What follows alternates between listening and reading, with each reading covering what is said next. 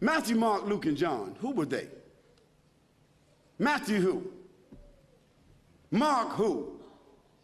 Luke who? And John who? What were their last names? When did they write? Did they know Jesus Christ? Did they walk with Jesus Christ? Did they eat with Jesus Christ? Did they talk with Jesus Christ? Did they even meet Jesus Christ? The answer is no, no, no, no. Conclusively. The earliest of them that wrote 40 years after Jesus Christ, so they never met him. The last of them wrote 80 years after Jesus Christ, never met him. The other thing is, all of them seem to have written the gospel according to. Now, when you write a letter, do you sign it according to? According to is the third party. If Joanne or Jackie or Bobby or Johnny told me something and I wrote it, I would say according to Joanne, Jackie, Bobby, or Ronnie, according to. But those four people would not write a letter and in front of it say Jackie according to Jackie and not even write her last name. Because if Jackie wrote me a check and only said Jackie, I couldn't cash it. And if I was a policeman and I stopped Jackie on the road and she had a license that only said Jackie, she's going to jail.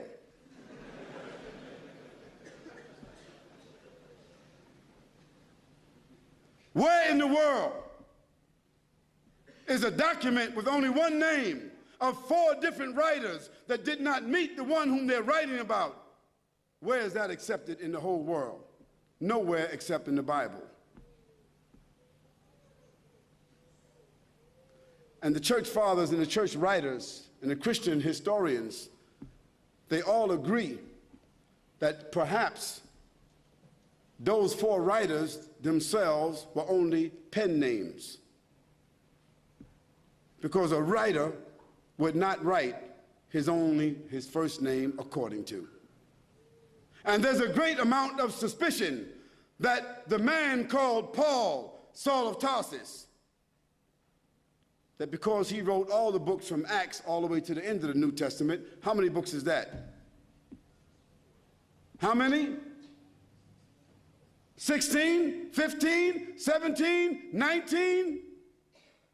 All the books of Acts on, Colossians, Ephesians, Corinthians, Romans, Galatians, all of those books are written by whom? Paul, Saul of Tarsus, another man who never walked, who never talked, who never met, who never ate, who never prayed, who never knew Jesus Christ. Isn't that something? Now here we find four writers and another one between them that wrote all the New Testament books that never talked, never walked, never ate, never prayed, never met the man called Jesus Christ.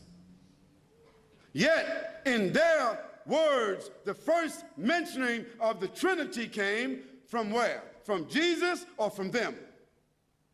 The first mentioning of Jesus being divine, a man God, came from whom? From them. The first mentioning that Jesus is the Son of God came from whom? From them. Jesus never said in his own words any such words, but it was the men who never met him, who claimed to have written, who didn't know their last names. And Paul, by the way, before he had that vision on the road to Damascus that only he saw and only he heard, guess what his occupation was? Do you know? He was a bounty hunter, a hunter of Christians, hunting them down like animals, binding them and bringing them to where? To Rome so that they could be executed. Now, if Hitler, after killing thousands of Jews, said that on the road to Berlin, he had a vision that he was named an apostle to the Jews, and he wrote 20 books that all the Jews are supposed to follow, Do you think they would be following that book? I don't understand how people just don't read history. This is not what Khalid said, so don't get angry with me. This is your own scripture, your own Bible scholars, their own church fathers. All of them agree that Paul never met Jesus, that Matthew, Mark, Luke, and John never met Jesus. By the way, they were not disciples. Nor were they walkers and talkers of the disciples. They were just writers and historians.